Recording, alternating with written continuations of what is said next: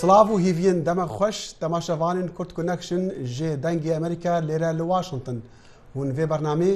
bi hevkariya NRT تەماشە dikin ez dexîlê şemo وا لە لای منەوە محتەبەر شێروانی شەوتان باش لەم بەرنامەیەدا سرنج دەدەینە سەر دوا پێشاتەکان لە پەیوەندی بە هەڵمەتی نێونەتەوەی بەڕێبەراتی ئەمریکا بە دژی ڕێکخراوی تێروریستی دەوڵەتی ئیسلامی ناسراو بە داعش. فڕۆکên ئەمریکی هێریشان دikene ser tîrorîstên dewlet îslamiye بۆ ڕاگرتنا pêşketina wan di hewla girtina Kobanêda. ئاژانسەکانی دەنگ و باسی تورکیا دەڵێن خۆپێشاندەرێکی کورد کوژراوە لە کاتی بەگژێکدا چوون لەگەڵ پۆلیسدا. سێشەممە کوردەکان لە شار و شارچکەکانی تورکیا و هەروە لە سەرانسەری ئەوروپا خۆپێشاندانیان کرد داوا دەکەن یارمەتی هێزەکانی کوردەکانی ڕۆژاوە لە کۆبانێ بدرێت کە ئابلۆخە دراوە لە شەڕی کۆمەڵی ناسراو بە دەوڵەتی ئیسلامی. و خوندکارین خۆپیشاندەرین هۆنگ کۆنگ دانوستاندنان دیگەل حکومەتی dikin lê demێک و خۆپیشاندەرین دموکرات خواست li vê herêma otonomiya Çînê kêm dibin. و دوو زانای ژاپۆنی و زانایەکی ژاپۆنی ئەمریکایی خەڵاتی نۆبێل لە بواری فیزیک بۆ ساڵی 2014 پێبەخشرا لەبەر داهێنانی سەرچاوەی نور کە بۆ ژینگە بێزیانە و هەروەها کەم خەرجیشە.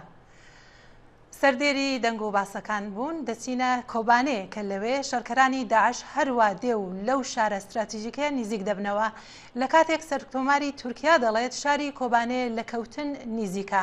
لە هەمادەم هەر لە تورکیا خۆپێشاندان بۆ پشتگیری لە کۆبانێ بەردەوامە. سیروان قوتۆ وردەکاری زیاتری لایە. چەکدارên ڕێخستنا دەوڵەتە ئیسلامیە تەرۆریست داعش ئیرۆ سێشەمێ شەڕی خۆ لەگەل شەڕوانên کورد بەردەوام kirin دەکو دەستی خۆ دەینن سەر باژارê Kobanê yê Kurdistana Sûrî. Rojhilata bajêr bi giştî ji du duşemê de ketiye jêr kontrola rêxistina Tundrê. Ev pêşketin di demekê de tên ku Serokkomarê Tirkiye Recep Tayyip Erdogan ragihand tiştek nemaye ku bajarê Kobanê bi temamî têkeve destê mîlîtanên İslamî de. Havadan bombalamak suretiyle Birêz Erdogan dibêje çareseriya vê kêşeyê bi êrişên asmanî pêk nayê. Terora Daeş divê bi hêzên ser erdê were têkbirin. Divê bi wan kesên şer dikin re rêkeftin were kirin da ku şerê Daeş bikin.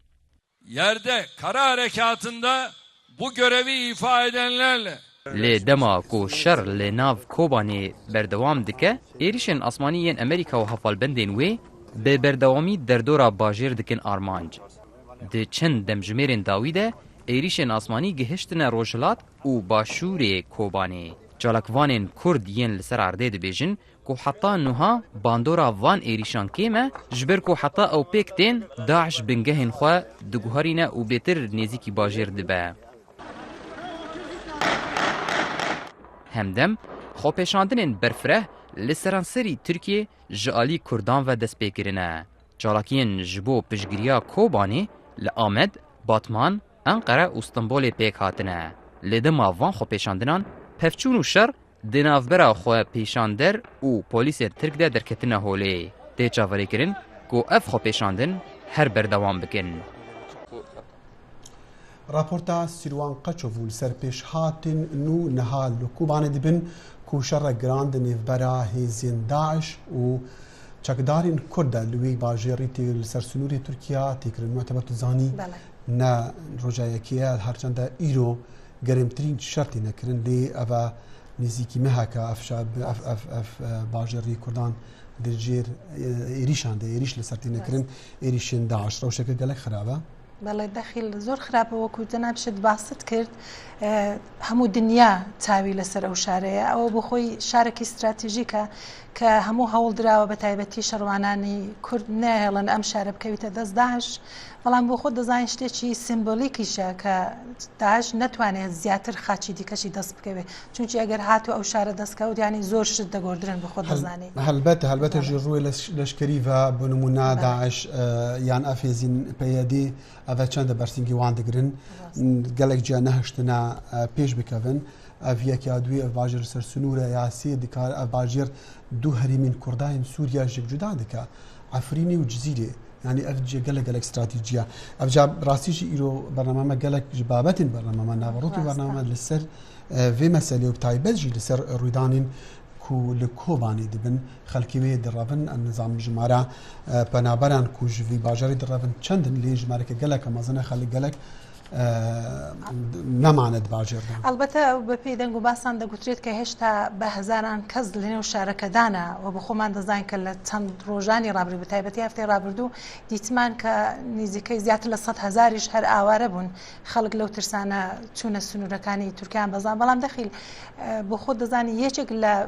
شتەکانی سرنج ڕاشێژەوە بۆ لە شەوی ڕابردوو هەتا ئێستا بە تایبەتی لە سەرانسەری ئەوروپا لە زۆربەی وڵاتانی ئەوروپایی و هەروە لە تورکیاش هەروەک لە دەنگ و باسانش باسمان کرد پشتیوانی هەیە کە داوا دەکرێتن ئەم شارە نەکەوێتە دەستی چەکدارانی داعش لێ راپۆرتی دەژیدی و کاکسیروان ئەما دەکرد و بەحسێن دیکە بۆ نمونە وڵاتی هەری دیگەل سووریا و سنوور تورکیایە سەرۆکی وێ نەها دەبێژە ئەف باژێر نزیکی بکەوە یان دکەوە دەستی داعش ئێجا هەتا نەهاژی هەتا چەندێ وێ کارێکی بکن کارێکی ناکەن لێ جوواکانی نفتەوەی هەموو ژی وەکتە گوتی ئەف خۆ پیشاندانێتی کرد دەخوازی جوواکانی نفتەوەی دیکن هەتا کارێکی دێ کارێکی بکەنج بۆ کوبانیان خەڵکی کوبانی بپارێزن خەڵکی ئەم دگەلوانت ئاخەبین هەتا vێسپێدێژی و هەتا بەریدەمەکیژی هێشتا دواژێر دەما بوون ڕەڤیانە هەندێک دواژێر دەمانە شەروان دکرد شەڕی دیکرد ناو باژێردا داعش کەتنە ناو باژێردا خەڵکی وێ هێدی ڕەڤن چکو توزانی هەر ئەو باژەڕۆکە هەردوو سەر سنوورە هەردوو سنوور دێ ینی دەرباز بن رجاتی دەرباز بن دکەونە ڕێخی تورکیا بەڵێ دەخیل پرسیاری دیکەش دەوەیە کە ئەو چەند ڕۆژانی ڕابردوو ئەمریکاش ڕێبەراتی و هێرشە ئاسمانیانەی کردووە بەڵام پرسیارەوەی ئایا ئەم هێرشانە چەندە کاریگەر بوونە کە هێندێک جار پرسیاری ئەوە دەکرێتن کە بەبێ هەبوونی هێزێکی بۆکو دەڵەن زانیاری کۆ بکاتەوە لەسەر هەرد ینی بدات بە هێزەکانی هاوپەیمانان یعنی ئەمەش زۆر گرینگە کە بەڵێ توزانی سەرۆکی تورکیا بێژەژی و دەوێ هێزێک لە ئەردی هەباچووک و ئەف هێریشن ئاسمانین ئەمریکا بەلکی گەلک قازان جوانتنەیەنجی ئایسش جناف نابن بەڵێ بەهەرحاڵ هەروەکو تۆش کو زۆر سرنجمان داوەتە سەر ئەو ڕەوشێکی زۆر ناسکە دەمەش چاو لێ دەکەین بزانین دوا پێشاتەکان لەو پەیوەندێت داچین لەو بەرنامەی کورد کەنەکشن باسی دەکەین زیاتر بۆ ڕاومان وەرگرتوونە بەڵێ چەند راپۆرت ئەمە میوانێک ژیاوێ بێ ئەم میوان پرسیارەژی ئاراستەی بکەن میویدارین ئەوەی هەندێک بەرسفر جەمووی هەبن بەڵێ ئەلبەتە دیارە دەخیل ئەمە یەکەم جار بە پێشەوە ئەمە بینە ستودیۆ هاوکارم دەخیلی شەمە و گفتوگویەکی لەگەڵ بەڕێز ڕەزا مستۆ سەرنووسەری لە کۆبانێ ساز داوە لەگەڵ بە تەلەفۆن ساز داوە و ئەو باسی دوا پێشهاتەکانی بۆ دەکردی سەبارەت بەوەی کە چی ڕوودەداتن ئەو سەرنووسەری وڵاتی نێتە کە دەگەڵماندایە ji dihiba şerekî kewrî giran derkeve li Rojhilatê Kobanî piştî hêza Daişê derbasî kêleka bajêr bû fe şerekî giran derkete li alê Rojhilat û alê başûr û şer heyan ha berdewama heyanî vê lehze em kanin bêjin Daeş ketî bajarê Kobanê lê qeraxî wê derdorê wê yanî ji alê xava hêza yekekê bersîv da û encame ra dehan kuştî û birîndarê Daişê hene wek tangekê hata teqandin wek du wasîte wek ev seyare hatin elba seyarê leşkerî hatin teqandin ji alêkî din va hêza yekekê 12 şehîdê xwe bû çêbûn duh êvarî û gelek birîndarê xwe hene kekê zara tu nihal û kû derî li ser sînorim û şer dibînin Bele em şer dibînin dengî tehra dibînin ya masînor 100 mîtroye mabênê me û şer 100 mîtroye. Serokê Tirkiya Recep Tayyip Erdogan îro gotibû ku Kobanê wê bikeve destê Daeş. Heya çendê hîvî heye ku şervanên Kurd xwe bigirin xwe ragirin. Bi rastî kan heyanî demeke dirêj bigirin niha cê xwe girtine û şerî hanî cadan de dibe wektîn herb şewara dibe û gelek yani kuştî Daeş derketin û tangeke wajî xistin ji alîkî din ji ber balafirên ezmanî wekî ve êrişên ezmanî hîroj dihiva wek rengekî mezin ser Daişê da tê ev cara yekê hem bi şevlê xist hîro bi rojî heya niha dengî tehra ji me ve tê û و آرمان که هزا داعشه گلک الزواران وکل سرکاش مشتنور وک گنده ترمیک و گنده ممیته وک گنده منازه اف در دورا و به کیلومتر باشوری کوبانین افغاندانا بلافرین امریکی تو باران کرن دور و گلک خسار هبو براسیش هندر واجی هزایت که اوجی برتیوه ده جی خواه گرتیه که زارنها چیزین داعش و این یپکی هر دو ده کوبانی دنه بله حربی کوبانی لعمل کلکی کوبانی دانا در دورا روجلات و باشور کوبانی دا و روجلاتی کوبانی دا دیکن از غازم بس یکی بیجم جبو دنکرن اردوغان و او گوتنی البر پنابران اوایسته جبو خلق باکوری کردستان رابه اس وقت سرهلزانه که همود دران در کبه بغازه هنه کی روشه باش بکه جبو مثلی هندر خلق هنه کی بسکنی اف گوتنات که زارا مستوبو سرویسکاری وڵاتی نت دگەل دەنگی ئەمریکا و دگەل بەرنامە کورد کۆنێکشن ڕاستەخۆ ژێ باجارێ کۆبانێ لەسەر سنووری تورکیا و لوی جیهی شەڕ بەردەوامە دنێبەرە هێزین داعش و ملیتانین یان چەکدارین کورد یەن یەپەکێدا مۆتەبەربەری ئەم بچین بابەتێ بێتن کو پەیوینەکە دگەل نوێنەری هەدەپێ پارتیا دموکراتا گەل ما دخواست ام بیجنا بینرین خوا تماشاوانین کورد کۆنێکشن کو اف برنامه ما دەست پێ کریە بە هەفکاریە NRT ڕۆژایەکیە جارەیەکیە ئەم دەست پێ دیکن هەموو ڕۆژین سێشەمبە و هەموو ڕۆژین شەمبواژی دێمە بەرنامەیان ڕاستەخۆ هەبن بۆ ماوەیە 5 دقیقەیان دێ هەوڵ بدەین ئەم بابەتین جۆرا و جۆر و گرنگ یان ڕۆژێ لێرە لە ئەمریکا دەبن بگەهێنینە تەماشەوانین NRT و تەماشەوانین دەنگی ئەمریکاژی هەلبەت بەڵێ دەخیل زۆر ڕاست کرد ڕۆژێکی زۆر مێژوویشە بۆ هاوکاریە کە دەیکەین بەڕاستی باسی هەفپەیوێنیشت کرد کە لەگەڵ بەڕێز محەممەد یوکسل نوێنەری هەدەپە کردومانە من لەسەرەتا پرسیارم لێ کرد لە بەڕێز یوکسل کرد کە لە عێراق هاوپەیمانی بە ڕێبەراتی ئەمریکا بە بەشداری هێزەکانی عێراقی و پێشمەرگەی کوردی گورزی کوشندیان لە داعشداوە لە سووریا هاوپەیمانان هێزی زەمینیان لەسەر هەر نییە ئەوەش لە کاتێکدایە کە شەڕوانانی یەپەگا هەر چۆنێک بێت هەوڵیان داوە کۆبانی استراتیژیک نەکەوێتە دەست داعش بەگشتی ئەم شەڕە لە سووریا چۆن لێک دەداتەوە بەڕێز یوکسل لە هەفپەیوینەکەدا کوتی یعنی بەرێ هەر تشتێ ئەو کوالیسیۆنە ئەمریکایەک و دژی داعشی ئاواکری ڕاستە ئالیوێ دیپلۆماتیکی خۆرد بە بەلکیم پر وڵات تەv لەvê کووالیسیۆنê bûn lêdana wan dijî daişê gelek lewaz e û ew lewazbûna jî daş xortir dike ji ber ku dema êrîşa wekî bajarekî Kobanî bû ciyê ku îro lê de sibê lê dide û heya wê demê jî daş li wir nemaye dî hîn nêzî bajêr bûye ew pirsgirêkekê mezin e wekî din jî wekî xuya dike eger tu karekê dike tu gerek gerek bi ciddiyet bike ew ciddiyeta Amerîkî di vir de gelek kêm e ji ber ku ew êrîşên Daeş lewaz lê dayîn Daeş xortir dikin ji bo ku pir îtifaqên ku navnetewiyên grûpên radîkalî îslamî roj bi roj tev li Daeş dibin îro li Tirkiye îbadece tev li Daeş bû em gel Daeşin Taliban du li Pakistan got ez ê leşkera bişînim ji Daeşa El Nusra got ez şer nakim ji bo wê ya serkeftinek di Kobanî de çê dibe ew ji bo koalîsyonê jî baş e eger serkeftinek di Kobanî de çê nebe Daeş bi ser bikeve û qetliyamekê mezin çêke ez bawarim koalîsyon jî karê wan hîn zehmettir bibe لە چەند ڕۆژانی ڕابردوو دیارە هێرش ئاسمانەکانی ئەمریکا لە دەوروبەری کۆبانش بەڕێوە چوونە بەڕای جەنابەت ینی کاریگەریان نەبووە وا لە قسەکانی جەنابەت تێدەگەم کە ئەم هێرشانە هیچ ئەگەر و کاریگەریان نەبووە لەسەر ڕێکخراوی تێروریستی داعش یعنی ئەگەر یعنی ئەو لێخستنên عەزمانî و ئەمریکا dike pir dereng dimîne û tesîra wê jî biçûktir dibe ji ber ku hêzên Daişê hemberê Kobanî ne ê diçe hîn dûrtir dixe belkî dibe hêzê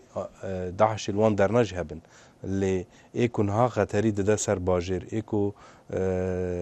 jiyana sivîla dike bin tehlûkê ew ê hem derdorê bajêrin لی دوی دا که ماسیه که مزن هست دو ایواره لی گره مشتنوری خسته بون لی باشور گره مشتنوری خسته بون ای باکور مشتنور نیزکا کوبانیه و تانک و چکین گران داعش جی لسر باکور مشتنوره نه ای که افور بو پرسکری که مزنه جبو که تاثیر اوی دکوه و موتیواسیونه که مزنتر ده وانجیش بو که وکی اف ناخازن دجی می بکن و پرسکری که دینجی ها از باورم هن اندام کوالیسیون آگاهی جی ددن داعشه جبر که دو روز بر دما امریکا کرا لیخسته 4 ساعت بر و تانکین داعش خپاش وکشاندن امریکا هات لوان و دریخست اوتی معنی که 4 ساعت بر دا آگاهی گشته وان و واناش خپاش وکشاند بالافر دو راحتن در دوره کو لیدن لیخستن تاثیراویج نبود. بله او قصه رایز نفت بله هندگ رایدی کشه و کاربردستانی امریکاش خوان دلن اما نفرمان لسر هر نیه لسوریا که زانیاری من بکوب کتوا. آیا جناب دوش به هو کارگ نازانی؟ لی راستا لی آگاهی و کوردینات از زانم کو یه پگه دده امریکا. و او آگاهی و کوردینات یک ددن جی همو پراسیسن. اما دما کو آگاهی و کوردیناتی تو دده که تو هر 2-3 روز نشوا بومبه که تاثیراوی نامینه و لوردا امریکا گرک بریار بده تو دخوازه گل سیویل کوبانی بپارێزە و چای تو گرک کوردیناتی کو گل سیویل کوبانی او یا پگل هرم دده تو گرک دقت بگیری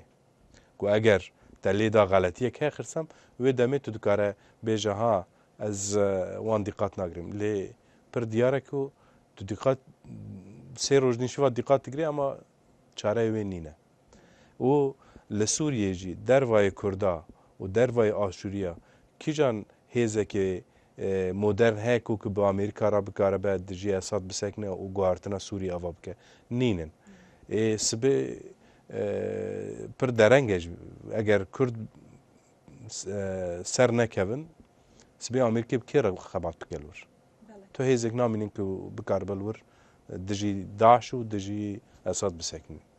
جناب دوک نونری هدف لواشنطن چه جور پیوندێکتان هەیە لەگەڵ کاربەدەستانی ئەمریکا و چ وڵامێک هەیە بە تایبەتی کە داوا دەکرێتن کە ئەمریکا زیاتر یارمەتی بداتن کە کۆبانێ نەکەوێتە دەست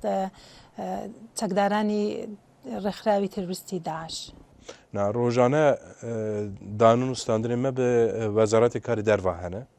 ji bo wê jî ez dizanim agahiyê wan rojane bi her tiştê heye ku em jî agahî didin wan lê tiştekî wer heye ku dem digirin ew pirsgirêkek mezin e û bi taybetî jî ew hikûmeta êsta ya Obama biryarek girtiye ama biryara xwe da lewaz e û naçe ser ku serkeftinekê bi vê biryara xwe girtin dibide ew jî pirsgirêkekê mezin e wekê Joe Biden got Türkiye û Suudi Arabistan û Qatar û ku ew Daeş mezintir kirin gewratir kirin roja din jî hema Joe Biden lêborînê xwe li Qatar û Türkiye xwast tiştê wiha nîşan didin ku hikûmeta Amerîkî çi qes di hundirê xwe da lewaz hereket dike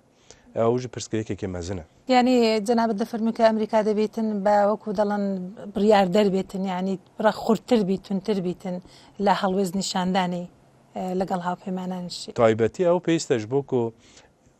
ئێستا Türkiye ku gel Amerîka îtifaqe û Amerîka dixwaze gel hev bimeşin li herêmê Türkiye qet naxwaze ke Kurd bi statûyekê bin li Rojava da li Kobanî li Efrînê li Qamişlo dixwaze ke Kurd hêzê wan nebin bin destê Eraba bin yê ji bin destê Tirka bin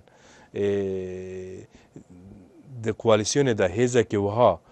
ku werkir tu ji wê hêzê guhdar bike demek ki tu jî qebûl dike ku qetliyam li ser wê gelê çê bibe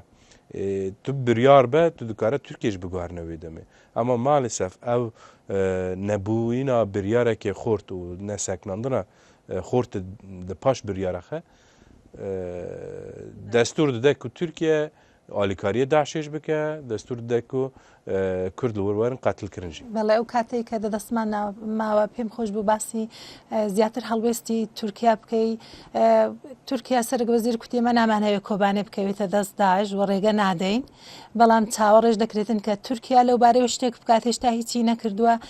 بەڕێز ساڵح مسلم سەردانی تورکیای کردووە دەکرێت جەنابەت بۆمان لێک بدەیەوە دەگوترێت بە پێی راپۆرتەکانی دەستگای ڕاگەاندن کە هێشت هێندێک پێشمەرجی داناون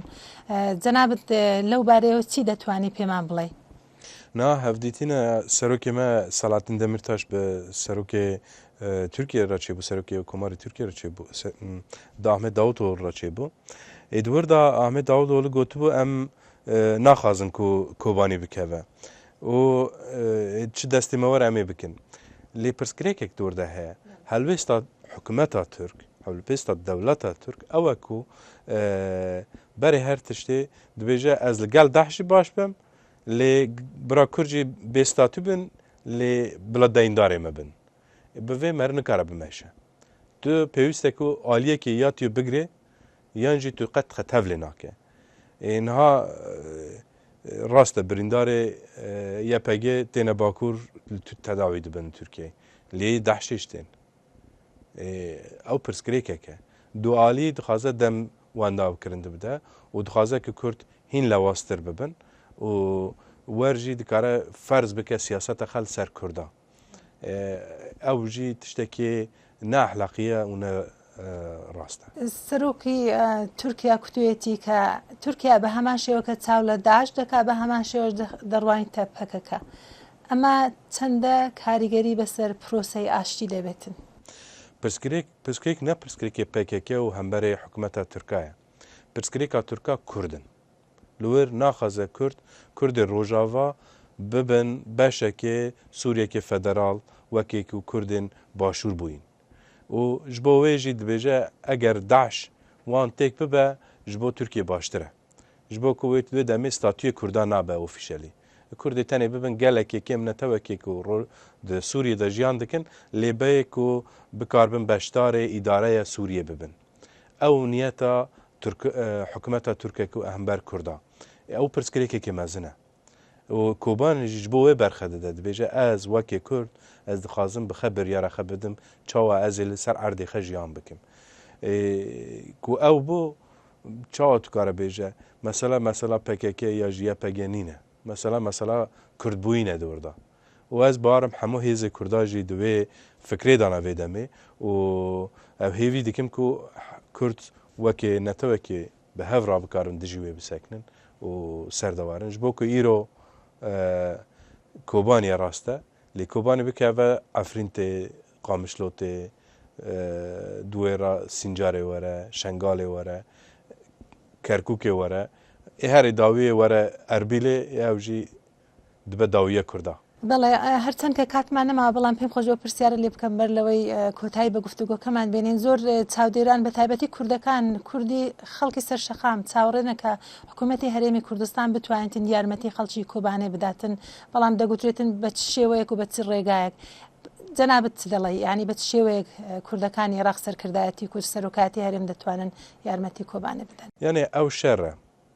nepêwîst ku bêje bi çi rêyê çawaz bikim dema dil naxwaze ya jî dema ku biryar nage ku naxwaze ku biparêze ya jî serda biçe tu tiştekî nikare dibêje rê nîşan bibidin lê eger ku tu bi rastî dixwazî tiştekî bike gerek rêga xwe tu bi xwe veke niha çawa ku li Başûr li Rabia û Şengalê û Kerkûkê hemû Kurd yani Kurdê Bakur jî Başûrê Rojhilat jî Rojava jî wa herêmana diparêzin û serdikevin gerek biryarekî wer hikûmeta Başûr bigirê di wê aliyê da yani her kêm hikûmeta Başûr nikare bi tekilî xeyek baş ra ku dîplomatîk ra picek din zext li ser tirka bike û hinek gav bavêje hinek çekên taybet derbas bike ku şervanên YPG bikarin dijî tank û çekên giran bisekinin ji bo ku pirsgirêka Rojava ne ku hêzekî leşkerî tenê biçe pirsgirêka wan çekên giran ku dijî tankan bisekinin bi wan re pêwîstin ew jî hikûmeta herêm bi rêyekê dikare be alîkarî bike her nebe bila nîşan bide ku وێ دکە ji bo ku moral bibe ji bo gelê Kurd bêje hemû Kurd bi hevdira hereket dikin. باشە هەر بەو شێوەیە سپاسی جەناب دەکەم بەڕێز محەممەد یەکسل نوێنەری هەدەپە لە واشنگتن بۆ ئەم گفتوگۆیە. سپاسی وە دکەم. دەستخۆش مەتەبەر بوو زۆر سپاس کاک دەوڵەمەند بوو کاک محەممەدیش وەڵامەکانی ڕادەیەکەوە بوو ئومیدێکی زۆر هەیە بەڵام وەساکەش هەر خراپە. هەر خراپە دەخیل بەڵێ زۆر ڕاستە سرنجەکەش هەمووی لەسەر شاری کۆبانەیە کە نەکەوێتە دەست چەکدارانی ڕێکخراوی تەروریستی دەوڵەتی داعش کەوە چەند هەفتەیە شەڕوانانی کورد بەرگریان لەم شارە کردەوە و هەوڵیان داوەکە ئەم شارە نەکەوێتن. هەر باسی کۆبانێ و ئەو شەڕە دەکەین دەخیل لە ڕۆژنامەکانی ئەمریکا بەخۆ دەزانی ئەوەی کە ئێستا بە تایبەتی لە دوو ڕۆژانی ڕابردوو زۆر دیتمانە کە خودی ئەمریکایەکان چ کاردانەوەیان هەبوو بە و قسانەی کە جێگری سەرۆشتی ئەمریکا جۆ بایدن کردی گوتی باسی تورکیا و عەربستانی سعودی و ئیمارات دەکە کە چۆن بە شێوەیەک لە شێوەکانی یارمەتی داعشیان داوە. بەڵێ ئەوجا توزانی یەکیشوانەژی نینە یان یەکیشوان شرۆڤەکارانی نە نەبێژت بایدن ڕاست بێژتن هەمووی بێژن بایدن ڕاست بێژتن وتنا بادین ڕاست لەگەڵ هەندێژی بایدن وە ساڵێکردن هەتا داخوازە لێ خۆشببوونی بکە داخوازە لە خۆشببوونی بکات لە دوو وڵاتی کردو بەڵام دەبی لە چاوەڕێ دەکرێت بەو شێوەیە کە دەڕاتە پێش هەتا ساوەدی جەستا داوای کردووە هێندێک شیکەرەوە لەو باوەڕدان دەڵێن ئەوە هەڵەیەکی سیاسی بوو ئەلبەتە وتەبێژی کۆشکی سپی جاش ئەرنست پێم خۆش بە ئەوە باس بکەم کە کوتی جێگری سەرۆ کەسایەتێکە کە کەسایەتێکی وایە کە بڵێتن من دان بە هەڵی بنێتن جادی بەڵام نەیکرد ناوەڕۆکەکە چ بوو چنە بە ئەوەی کە ئەو کودبووی ئەو هەڵە بوو ئەو هەڵە نەبوو یانی مشتوڕەکە لەسەرەوەیە وە زۆر داژ باسیەوە دەکرات دەم خوێندەوە کە دەڵێ ئەو داوای لێبوردنی کرد بۆ شتێکی کە ڕاستی گوتبوو. بەڵێ بدوای ئەوەش ئەگەر بەحسە بادنی بکەیت بادن قۆ سیناتۆر بوو چەندین ساڵا و سەرۆکی کۆمیتەیە پەیوەندی دەرەوە بوو سیناتۆریاژی کە مەسئولیەت سەروانە نەبووە قەت نەها جگری سەرۆکیە مەسئولیەت سەرجە بەس هەر سەر ئەوە خۆیان سەر ئەوە ژیانە خوا چ ستایلی خۆ دەژتن کوچاوە ڕخنەیە دەگرتن یان تشتا دەبێتن مەسەلات کووردا و دەوڵەتا کوردیژی چەندین جارە بۆ چوونا خۆ دیارکردن نەها هەلبەتە وەکو جێگری سەرۆکی نەشێتوان شتا بەس داخلەوەی گرنگ بوو لەوانەیە کاتەکە بێتن کە بڵەن کاتەکە کاتی خۆی نییە لە ڕۆنگەیەکی دیپلۆماسیەوە چونکی ئێستا ئەمریکا ڕێبەراتی ئەو هاوپەیمان دەکەوە هەموو لەو باڕۆدانەکە لە ڕوانگەی دیپلۆماسیەوە هاوپەیمانێتەکەش بەهێزە بەڵام دەبی بەهێزتر بێتن کە بتواندرێتن وڵاتانی ناوچەکە بە وڵاتانەی کە جێگری سەرۆک داوای لێبوردنی کرد ئەوانیش زیاتر ڕۆڵیان هەبێ بە تایبەتی لە سووریا ئەگەر بکرێتن دەکە ساوەڕە دەکەن کە ئەوان هێزیان بنێرن چونکە تا ئێستا هاوپەیمانان هێزیان نییە هەرچەند کە کوردەکانیش وەکو سەرچاوێکی باوەڕکە و ئۆپۆزیسیۆنیش کورد ئەو کاک محەممەدیش دەڵێ تەنها هیچ کوباوەری ئەمریکا پێ بێ کوردن کورد لەسەر ئاردێنە وردەکارن ئالیکاری ئەمریکا بنوێنە ئەمریکا ژەتانەها چ هەلوێست دیار نەکرێکایە ئاریا شتاخە بە کووردا گەرم بکن تایبەت بۆ ڕۆژ ئاوا و مەسەلا کوبانی ئەوە ڕاستە دەخیل بەڵام لەبیر نەکەین کە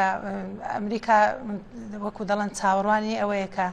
هێزی میانە ڕەوی سووریەکە ویش جێ پرسیارە ئەوانە چێنە ئەوانیش لە تایبەتی دەڵن لە سعودیا ڕابهێنرێن و چەچیان بدرێتی ئەڵبەتەوە چاو لە مانگانی بێ دەکەین لەگەڵ نەستاڵانی بێت چونکی دەگوترێت کە ئەم شەڕە وازوو تەواو نابێتن ینی شەڕەشی درێژخایەنە وانە بەرحاڵ زۆر زۆر سپاس دەستەکان و خۆش بووە و توێژە و بووەوەی کە لە بەرنامەکەشماندا لەگەڵابی تا ئێستا میوانێکمان هەیە باسی ئەو وەزع بکەین زۆر سپاس دەکەم دەخیل زۆر سپاس توش دەکەم و بە تایبەتی پیرۆزبایی لە خۆمان دەکەین و لە NRT دەکەین کە لە هاوکاریمان دەگەڵ دەکە دەستخۆشیش لە تۆ بیتن بەرنامەکە چەند وەقت بوو لەسەر ئینترنێت دەکرد بەهەرحاڵ تۆ وەکو دەڵم باوکی دامەزرێنەری بووی بە تایبەتی پیرۆزبایی لێ بیتن بەڵێ سپاس.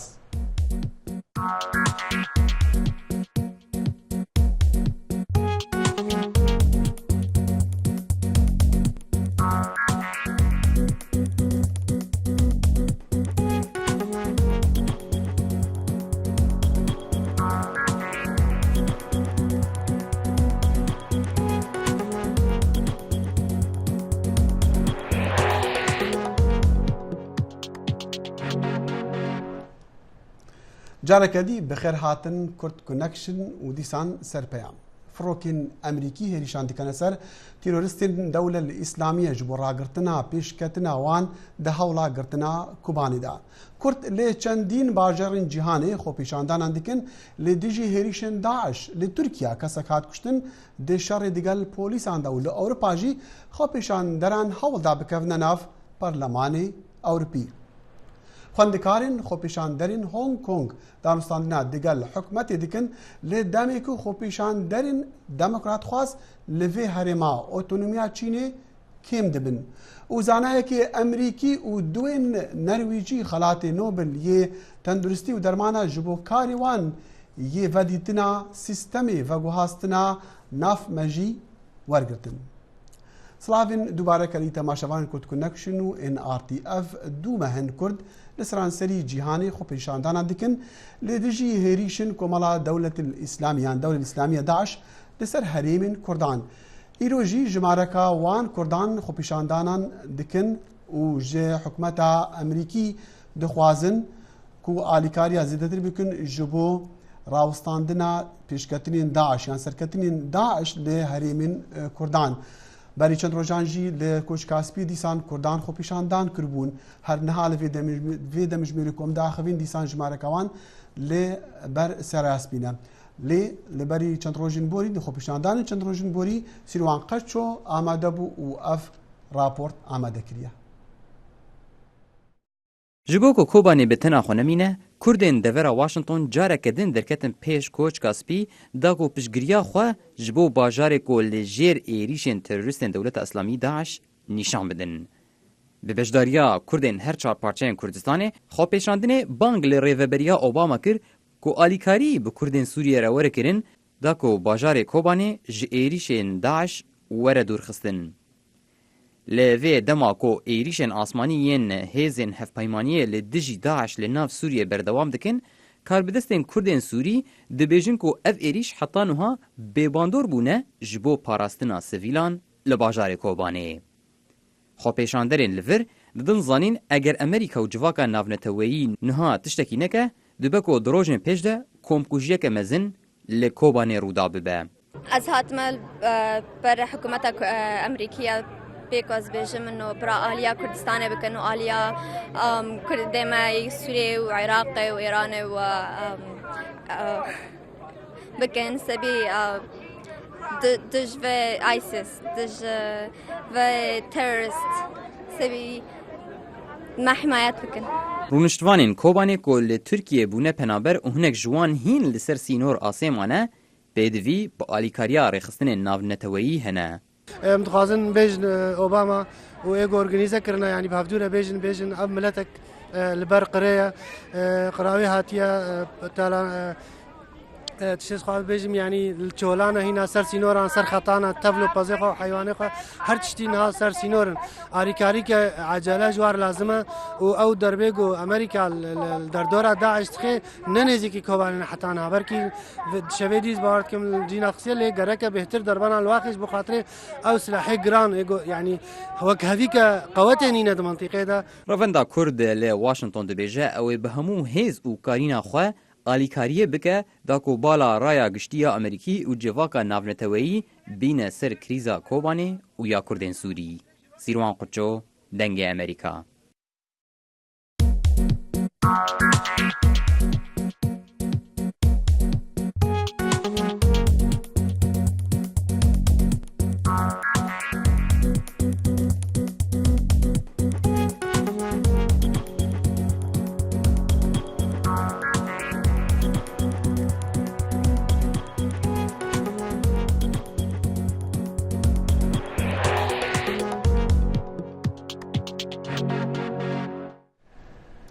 Gelo ji ber çî komela Dewlet İslamiye Daeş wesa şerî ji bo girtina Kobanê dike û çima Kurd şerê man û nemanê ji bo parastina vî bajarê sersûnûrî Tirkiye dikin. Xelk wên ji şeran reviyan diçî rewş dene û gelo Kurdên diaspora dikarin çi bikin. Digel min niha çalakvanê Kurd Kak Alan Yusuf. Kak Alan gelekî bixêr hatî. Serşavat gelek spas. Çima Daeş wesa vî şerî dike û çima Kurd şerê man û nemanê ji bo parastina Kobanê dikin. Ew xwe لێبنەر ئەو گەلێک سەدە من نوێ هەنە یەک جێ ji ber Kobanê bûyî sedema Kurda bûyî simbolek ji Kurdarê a din Daeş yan ISIS dixwaze bajarê xwe û mentiqa ku lê kontrol dike dixwaze ew çikan giş bigîne hev ji ber kontrola Menbij dike kontrola Cerablusê dike û ew xwe paytexta wê jî Reqayê kontrola Til Abyad dike dixwaze Kobanê jî tê xibin destê xwe ji bo kontrola wê mentiqî gişî bike Asya dixwaze ev navê Yêpekê û navê şervanê Kurda û ev xortê ku xwîna xwe tirjînin dixwazin ev navê mezin çavê Kurda de wan bixînin zane tenê hêz bûne heta niha şan bi awayekî karîger bersîngê wana bigirin belê rast e ew xwe bes lê xortê me heyaneka xuya didin Musil sê roja dirêj nekir Kobanê ev sê heftî li ber xwe dide û biçekên û silahên gelkî çîk هیوی هەیە چونکو نها ئەگەر te berî niha jî me hevpeyvînek Kurd hebû bi telefûnê digelekê ji xorta ku hingî jî Kobanê reviya bû derketibû Kobanê jî li ser snûra li ber snûr gotî ew bi çavê xwe şer dibîne dibe lê Daeş ketinî û di nav bajar de di nav Kobanê de şertî kirin hîvî heye bêparastin yan na çunku te dî serokê Tirkiya jî gotiya Kobanê bikeve ew xwe xuyayî xortê me canê xwe danîn ser milê xwe nahê heya fîşekek hebe nahêlin Kobanê bikeve û aneka ew xwe şerê nav daxa nav ceda dikin ji bo ro hêviyam gelkî heye got heya fîşeka talî jî û heya xortek Kobanê de hebe wê li ber xwe bidin û wê şer bikin rewşa gelek nexweş e mixabin yanî xelek bikeve vê rewşa tengaz de niha li vî demê dinyayê ku dinya wesa pêş ketiye wesa şer divan herîman da çê dibin lê me dixwast çima rebêjî xelkê Kobanê niha derketine piraniya wan gihana nav Tirkiya de yek bipirse rewşa wan çawa ye yanî ew çi dikin xwe rewşa wan gelkî xerab ji ber pirê wan li ser sînorin dikona dene دنیا بویی جمدی و تقالا نزدیکی 200,000 انسان دکه زاروکن بعمر مزنن پیرکن روشوان گلکی خرابه جبرول ام بهوینه گو امریکا و ناتو تدخل بك جبو افشر جبو داعش بسكنين دبيجن 200,000 خلق جبار شر Kobanê derbeder bûne yani jimara nêzîkî wilo belê baş me guhê xwe da serokê Tirkiya Recep Tayyip Erdogan behsa Kobanê dike ji bo penabera de axeft dibêje bi gotinawî ku Daeş ew yan Kobanê bikeve destê Daeş wa divê hêzek hebe li ser erdê çûka firokên Emerîkî lê dixin lê fêde nîne divê hêzek li ser erdî hebe bersîngê Daeş bigire dibê jî Erdogan dixwaze bêje ku em hazirin biçin nav erdê Sûriye de ew xwe tiştê goda xuya kirin ji wexta got Amerîka û alîkariyê wê Sûrî biçekên ezmanî Daeş dixînin tu rola xwe nesindî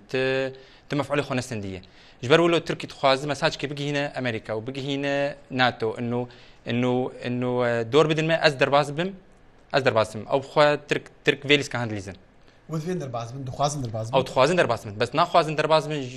شخوا تخوازن جناتو و امریکا جوان بخوازن يعني وانا نشارك بيجي روشك وسا خراب هيا وانا دوي اون دستوري بدن من از بچم ناف او درب لي بي وانا نكاره دربازي او خو كاري درباز باللي او شروط نوي هن تخوازوان شوان شروط امريكا بجيبينه وش شروط بن تخوازن او خو تبال خو بدي دسبيكا شورش السوري ده تركي لو دورك براستي نباش ليست يعني تبال خو بدي اف لشكرين داعش بريوانج ايج اوروبا هاتن ايج امريكا هاتن قش دريا تركي هاتن وبراستي قال لك داخل ياكرن انه كاري لوجستي اشتركي جوارتي داعش جبروا له رولا ما نقل لك خوياي نقل لك زلاله يعني حزناكن يعني تشكو تبيني تشكي خوا دبابا زري بوشين خوا برنس سرسنور هاتونو چنه دكنو جسنور تتكاري ببيني شرجي دبا يعني شر بچاوا تهديتن راست ولوي وداعش او بخونه داعش نبخو كاردك داعش يعني نرينا يعني تشيكو داخو ياكرن انه جهاز استخباراتي مزن يعني دولة المزن او كنترول بيتكن او جربجن تي شريفر بكتي هرفر او اليكاريد جوار تشيكن تفي بيجي قلتنا جيجري سلوكي امريكي بايدن راس بحثي تركيا والامارات والسعوديه ديكاكو اليكاريا داعش كريا مساجك بو وسياسه امريكي ولوي مساجه تشينو بشتوي ليبرون خوز جوان خوازن زانه ابو اليكاري هي خوياي جبر داعش ازنبا ورم داعش فان افيجوج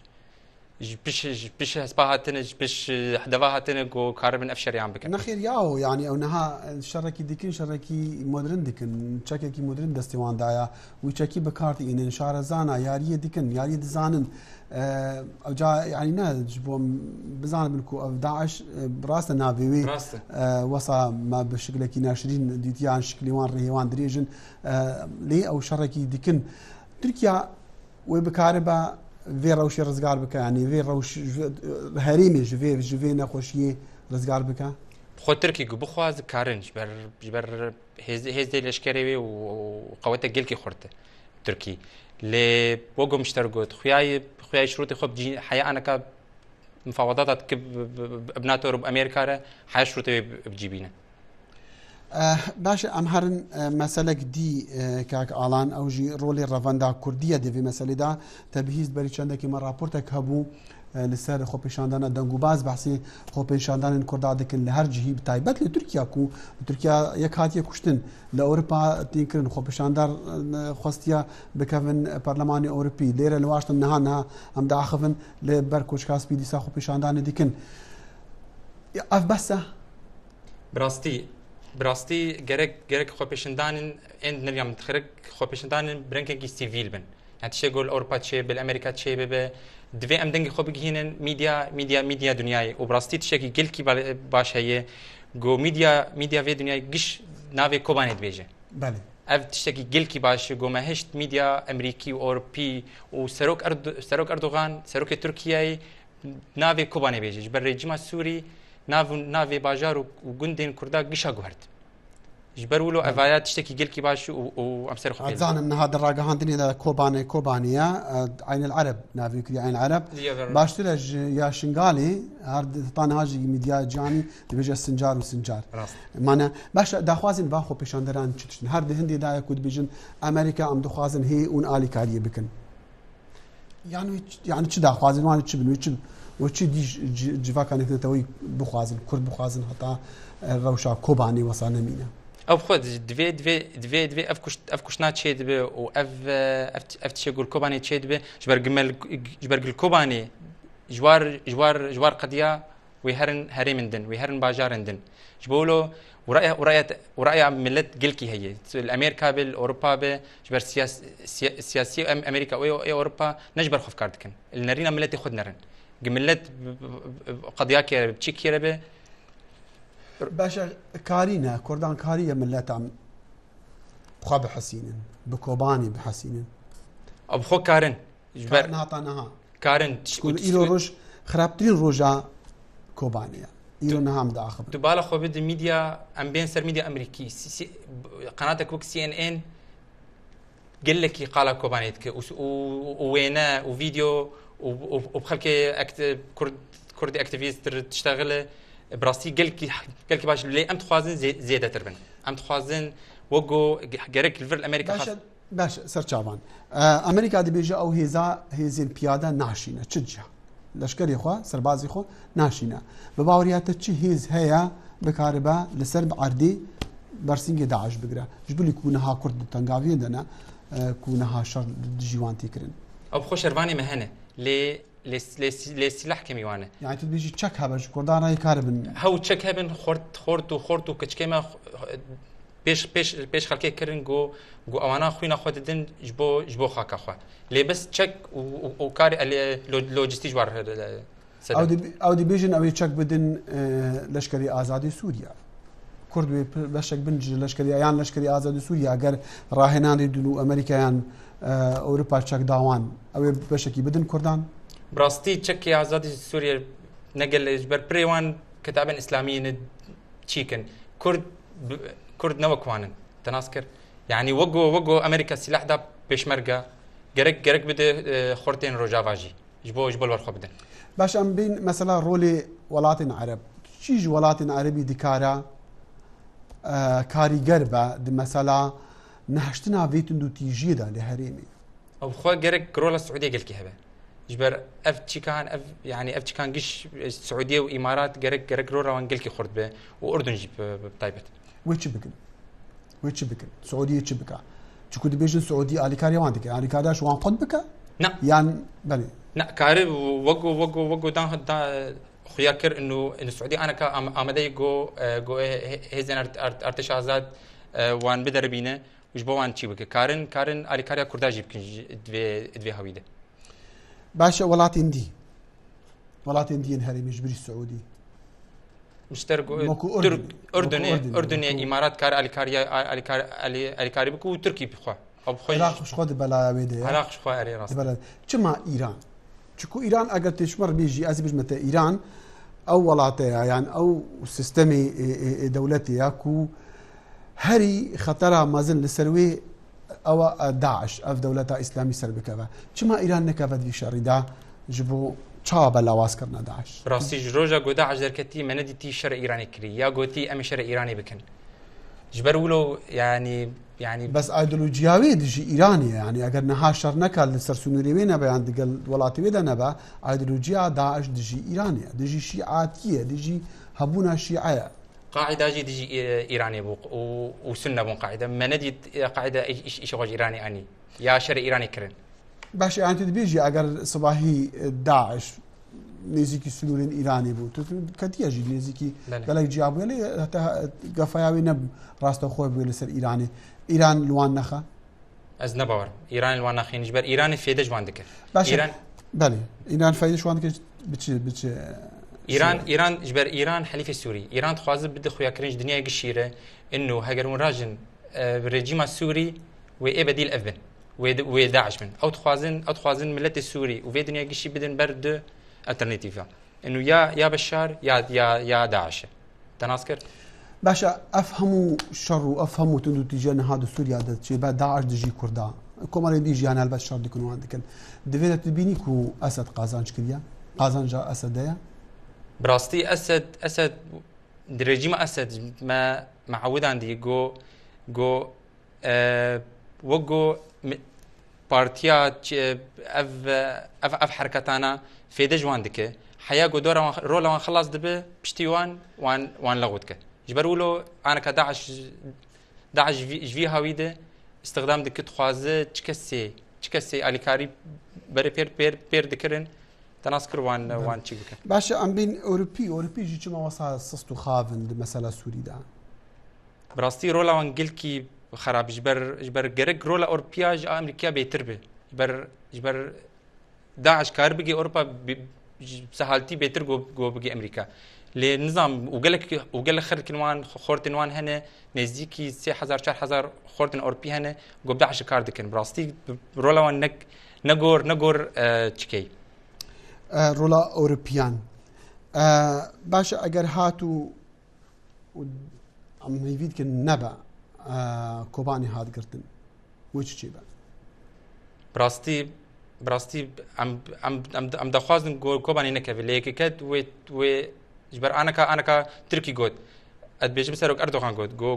جو كوباني بكفي وداعش هر قامش له هر عفرين ور هر حسجا ام هي دارن او نكاربا ام هي دارن خورتين كود بكارم سيما ام هي دارن جوا كان يفتوي امريكا جي كاركي بكجبو راغتنا فان تيرورستين كونها بونا دردك مازن نقد تريجبو كردان بلكو لتفاعل جهاني كاك الله يوسف قال لك سباس عاودكم سرچابا هي دارن جارد بيجي كو سردانا ما بكي سرچابا سباس بس خوش بله تماشاوانین کورت کنکشن لبرنامه روژا شوموی محف پیوینک هیا دگل انتونی زینی جنرالکی خانه نشینی امریکیا و سروکی بری یستونین لشکری امریکی بو ناوروکی هف پیوینا بالن صالح دگل جنرال زینی و لسر سیاست امریکا با دیسان لمسلا شر کوملا دولة الاسلام داعش وندكارن برنامج ما لسر مال برن دنجي أمريكا ودنجي أمريكا ببينون راسا لسر فيسبوك وتويتر هەتا بەرنامە بێ دەخی لە شەمۆ هیڤیا خۆشی و شادی ژوەرا دیکە دیگەل سلااڤ وەرزین تەڤایە ستافێ دیگەل من دێ کورد کونەکشندا خدا حافظ.